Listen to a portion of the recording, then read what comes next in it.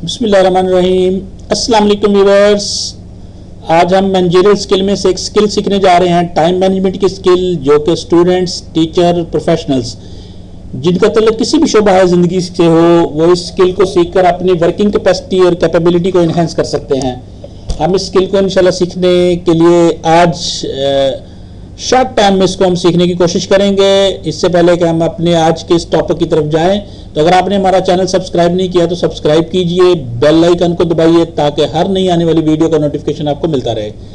तो viewers, time management एक ऐसी स्किल है जो कि आपकी वर्किंग कैपेसिटी और कैपेबिलिटी को इन्हेंस कर देती है। आज की इस प्रेजेंटेशन में जो हम ऑब्जेक्टिव अचीव करेंगे इंशाल्लाह, कि हम वो टेक्निक्स सीखेंगे जिससे हम अपने वर्किंग करने की मेथडोलॉजी को बदल सकते हैं, उसे टाइमली कंप्लीट करने के लिए एक फ्रेमवर्क तय कर सकते हैं और अपने मिशन और विजन के मुताबिक अपनी direction of the goals set कर सकते हैं। और आज की इस प्रेजेंटेशन में हम लर्न करेंगे कि हम अपने हाई लेवल कामों को और लो लेवल कामों को किस तरह से उन एक्टिविटी को प्रायोरिटाइज कर सकते हैं। 4 स्टेप होते हैं जी टाइम मैनेजमेंट प्रोसेस के। इसके अंदर connect to the mission and vision. अगर आपने टाइम मैनेजमेंट करनी है, अपने गोल को अचीव करना है, तो आप अपने मिशन और विजन के साथ कनेक्ट रहिए और मिशन और विजन्स आपका कंप्लीट क्लैरिफाई होना चाहिए। आने वाली स्लाइड्स के अंदर इंशाल्लाह हम डिस्कस करेंगे। आइडेंटिफाई योर गोल्स, और उसके बाद आप अपने गोल को आइडेंटिफाई कर लें कि मुझे क्या अचीव करना है, उसको ऑर्गेनाइज करें और एट द एंड उसको एवेल्युएट करें कि क्या उसके की परफॉर्मेंस इंडिकेटर्स चेक करें कि क्या जिस मिशन और विजन के तहत हमने गोल सेलेक्ट किया था और जिस तरह से उसको ऑर्गेनाइज किया था, क्या हम उसको उसी मंजिल को अचीव कर पाएंगे। उसके केपीआईज डिजाइन करें, की परफॉर्मेंस इंडिकेटर्स बनाएं, उनको एवेल्युएट करें, हर स्टेप के ऊपर उसको चेक करते चले जाएं कि अगर क्या हम उसको अचीव करने की तरफ जा रहे हैं या नहीं। हाँ जी, connect to the mission and vision. जब आप connect to the mission and vision की बात करते हैं तो उसके लिए एक अप्रोच होती है, उसको हम कहते हैं स्मार्ट अप्रोच। स्मार्ट अप्रोच में आप अपने विजन और मिशन को स्पेसिफिक रखें, वो मेजरेबल होना चाहिए, यानी कि वो पता हो कि हाँ इतना है, इतना इसको हासिल किया जा सकता है। अचीवेबल होना चाहिए उसको, और रियलिस्टिक होना चाहिए, वो ख्वाबों में नहीं होना चाहिए, वो रियलिस्टिक होना चाहिए। उसको आपकी जो रियलिज्म की थ्योरी है उसके साथ अटैच होना चाहिए, और टाइम बाउंड होना चाहिए उसको, कि वो इस टाइम में अचीवेबल है, उसको किया जा सकता है। तो अपने मिशन और विजन को डिफाइन करते वक्त एक स्मार्ट अप्रोच अपनाएं आप। Identify your goal. जब आप गोल को आइडेंटिफाई करेंगे तो ग्रैब करें, सबसे पहले तलाश करें, देखें, ढूंढें कि मेरे विजन और मिशन के मुताबिक मेरे गोल कौन कौन से हैं जिनको मैंने अचीव करना है। ग्रैब करने के बाद अपॉर्चुनिटीज एक्सप्लोर करें उसके लिए, और उसके बाद उसको लीड करें, यानी उस गोल की तरफ चल पड़े, मंजिल को हासिल करने के लिए निकल पड़े। ऑर्गेनाइज। उसके बाद अपने इस विजन और मिशन के मुताबिक सेट किए हुए गोल को ऑर्गेनाइज करें, यानी कि फॉलो करें उसको कि क्या वो उसी तरफ जा रहा है। वन डायरेक्शन सेट करें उसका कोर्स सेट करें अनटिल कि वो सक्सेसफुल नहीं हो जाता, उसको ऑर्गेनाइज करते रहें।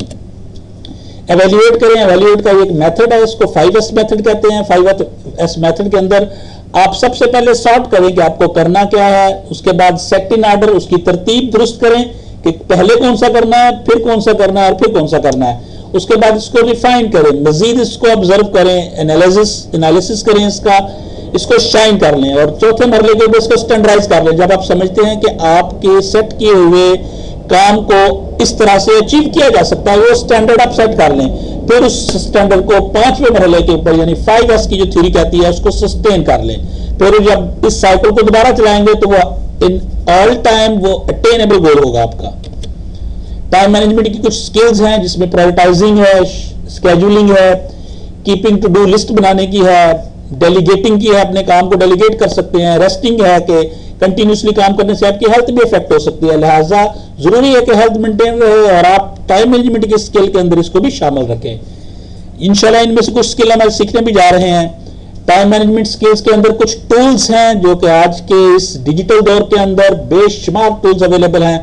फॉर एग्जाम्पल मेमोस, जो आपको मेमोराइज कर देते हैं। प्लानर के जरिए आप अपनी एक्टिविटीज को प्लान कर सकते हैं, डायरी मेंटेन कर सकते हैं, अपने मोबाइल पे अलर्ट लगा सकते हैं। इसके अलावा अलर्ट लगाने के बहुत सारे तरीके हैं। कैलेंडर के जरिए से आप इसको मैनेज कर सकते हैं। चेक ऑफ लिस्ट बना सकते हैं कि कौन सा काम हो चुका, कौन सा भी इन प्रोग्रेस है, वो कौन सा कब होगा। टैगिंग कर सकते हैं, स्टिकी नोट लगा सकते हैं, अलार्म लगा सकते हैं। जिस तरह एक टाइम मैनेजमेंट स्किल के अंदर ये जरूरी है कि आपने सोए हैं और उसने आपने खास टाइम पे उठना है अगली एक्टिविटीज को मैनेज करने के लिए, तो अलार्म लगा सकते हैं। These are the tool which were used for the time management skill. उसके अलावा जब आपने घर से किसी सफर के लिए निकलना है और जो फर्स्ट टाइम कर रहे हैं, तो गूगल मैप के जरिए से आप अपनी डायरेक्शन सेट कर सकते हैं, उसका टाइम कैलकुलेट कर सकते हैं, उसका डिस्टेंस कैलकुलेट कर सकते हैं। उसके बाद आप फोर्स मेजोर, आप जब भी अपना प्लान बना रहे होते हैं तो उसके अंदर फोर्स मेजोर एक फ्रेंच वर्ड है जिसका मतलब यह है कि किसी नागहानी आफत की वजह से, किसी भी वजह से आपकी एक्टिविटी अगर डिस्टर्ब हुई है तो उसके लिए आपने टाइम मार्जिन क्या रखा हुआ है। फॉर एग्जाम्पल किसी जगह पर आपने पहुंचना है तो रास्ते में आपकी गाड़ी खराब हो सकती है, तो आपने उसके लिए एक टाइम मार्जिन रखना है, तो ये फोर्स मेजोर को आपने मैनेज करना है। उसके बाद आप अपने आपको जगाने के लिए, अलर्ट रखने के लिए अलार्म बेल का इस्तेमाल कर सकते हैं। ये टाइम मैनेजमेंट के एक टूल्स है, जिस सिग्नल पे हम खड़े होते हैं, स्टॉप, वेट, गो, ग्रीन लाइट, येलो लाइट और रेड लाइट, इस तरह मैसेजेस के ऊपर जो अलर्ट आता है, ये भी टाइम मैनेजमेंट का टूल है जो कि आपको रिकॉल कर रहा होता है, आपकी मेमोरी को बता रहा होता है कि आपका ये मैसेज आया, आप उसको देख लें। वेकअप के लिए आप अलार्म लगा रहे होते हैं, स्टिकी नोट लगा रहे होते हैं। और इसी तरह जब फोर्स मेजोर, जब मैंने आपको बताया, तो फोर्स मेजोर में आप ट्रैफिक में स्टक हो सकते हैं, उस मार्जिन को आप कैसे मैनेज करेंगे। कोई भी एक्टिविटीज, कोई भी उस दिन का गोल, उस वीक का गोल, मंथ का गोल, इवन क्वार्टर, हाफ ईयरली गोल, उन सब के लिए जब आप उसको प्लान कर रहे होते हैं तो वो कोई अनसर्कमस्टांसेस जो उसको अफेक्ट कर सकते हैं उसको आप मैनेज कर सकते हैं। जी, टाइम मैनेजमेंट की एक जबरदस्त स्किल है 4D अप्रोच। ये बड़ी जबरदस्त एक चीज है 4D अप्रोच, यानी कि 4D, do it, delegate, defer, delete. Do it, जो जरूरी है उनको कर गुजरिए, डेलीगेट है उनके ऊपर फोकस कीजिए, डेफर्ड है वो आपको डिसेप्शंस पैदा कर रही हैं आपको, उसको थोड़ा सा साइड लाइन कर लीजिए, और जो वेस्टेज ऑफ टाइम है उनको अपनी लाइफ से डिलीट कर दीजिए। जी हाँ, टाइम मैनेजमेंट की ये 4D अप्रोच आपके सामने। 4D अप्रोच में जब आप कोई भी अपने आज की जितने भी आपके टास्क हैं, जितने ऑब्जेक्टिव्स हैं, जितने गोल्स हैं, उस टास्क के अंदर जो जरूरी गैर जरूरी सबकी एक लिस्ट बनाएं। उस लिस्ट में देखें कि कौन कौन से काम है जो आपके ऊपर बोझ है, जो आप डिलीट कर सकते हैं। सबसे पहले उनको डिलीट कीजिए, जो पिछले वर्ग जाने वाले हैं उनमें से देखिए कि कौन कौन से ऐसे काम हैं जो आप किसी को डेलीगेट कर दें, किसी को दे दें तो वो परफॉर्म कर देगा, वो कर देगा, तो उनको डेलीगेट कर दिए। आपके कंप्लीट एक्टिविटी में से 2 एक्टिविटीज निकल गई, एक आपने डिलीट कर दी, एक आपने लोगों को डेलीगेट कर दी। फॉर एग्जाम्पल कि आप एक प्रेजेंटेशन देना चाह रहे हैं, एक आप वीडियो डिजाइन करना चाह रहे हैं, आप एक प्रोफेशनल काम करना चाह रहे हैं और इस दौरान में एक बिजली का बिल जो है ना वो आपको जमा कराना, तो ये काम डेलीगेट किया जा सकता है। ये काम करना जरूरी है लेकिन आप डेलीगेट कर दें, किसी दूसरे को भेज दें उस काम के लिए, तो इसका मतलब है एक एक्टिविटीज आपकी चली गई और कुछ एक्टिविटी जो आपका वेस्टेज ऑफ टाइम है उसको डिलीट कर दें। तीसरी है डेफर। डेफर का मतलब यह है कि आप अपनी उस एक्टिविटीज के अंदर वो काम देखें जिनको फिर किसी दूसरे वक्त में किया जा सकता है, जब किसी पीस टाइम में किया जा सकता है, तो उस काम को आप डेफर कर दें, यानी पेंडिंग कर दें कुछ टाइम के लिए, या जितने वक्त के लिए आप उसको कर सकते हैं। फॉर एग्जाम्पल बिजली का बिल जमा ही कराना था, उसकी डेट में अगर 8-10 दिन मौजूद हैं तो आप उसको 7-8-10 दिन तक डेलीगेट कर सकते हैं, लेकिन उसको आखिरी डेट तक नहीं ले जा सकते। इसकी वजह यह है कि वो फिर काम पहले इंपॉर्टेंट था, बिल जमा कराना इंपॉर्टेंट है, लेकिन अगर आप उसको लास्ट डेट पर ले गए तो अर्जेंट हो जाएगा और अर्जेंट वर्क आपकी पूरे स्केड्यूल को डिस्टर्ब कर देता है, लिहाजा आप डेफर कर सकते हैं खास टाइम तक के लिए। और इसके बाद जो आपकी लिस्ट के अंदर काम बच जाते हैं उनको डू इट, यानी कर गुजरिए, उनको कर दीजिए। ये है आपकी 4D approach, delete, delegate, defer और डू इट। और डू इट लिस्ट को प्रायोरिटी पर रख लें आप और उसको फौरन कर लिए, वो आपका अर्जेंट वर्क है, जरूरी काम है, नेसेसिटी है आपकी, उसको आप कर गुजरिए। 4D अप्रोच से टाइम मैनेजमेंट के अंदर ये देख लीजिए, जो पहला टूल मैंने बताया ड्रॉप या डिलीट, ये सर्टेन अनइंपोर्टेंट टास्क होते हैं, इनको खत्म कीजिए। दूसरे नंबर पर delegate, work that is not necessary for you to do, आपके लिए जरूरी नहीं है वो करना, किसी दूसरे से करवाइए। Delay, work that is not needed immediately, जिनको इमीडिएट करने की जरूरत नहीं है, अर्जेंट नहीं है, उनको डिले कर सकते हैं।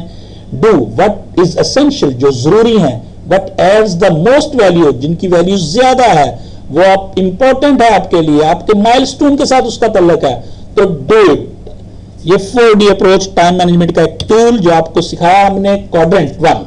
क्वाड्रेंट 1 में डू इट होता है, आप एक 4 क्वाड्रेंट बनाए, उसमें डू इट में वो काम लिख लें जो आपने करने हैं, और इस क्वाड्रेंट को अगर आप देखें तो ये देख लीजिए, आपके सामने पड़ा हुआ है कि इस क्वाड्रेंट को अगर आप देखें तो ये क्वाड्रेंट 1, 2, 3 और 4, अगर आप क्वाड्रेंट 1 के अंदर देखें तो ये काम इंपॉर्टेंट भी होते हैं, अर्जेंट भी होते हैं, और ये क्राइसिस होते हैं, इमरजेंसीज होती हैं। इसको नोट कीजिए, करने भी है और जल्दी भी करने हैं। क्वाड्रेंट 2 में ये नॉट अर्जेंट है बट इंपॉर्टेंट है, प्रिवेंटिव प्लानिंग इंप्रूवमेंट, इसके अंदर आप बहुत सारा काम कर सकते हैं। क्वाड्रेंट 3 के अंदर जाएंगे तो नॉट इंपॉर्टेंट बट अर्जेंट है। फॉर एग्जाम्पल मैंने बताया कि बिजली का बिल जमा कराना इतना इंपॉर्टेंट नहीं है बट अर्जेंट है अगर उसकी लास्ट डेट आ गई है।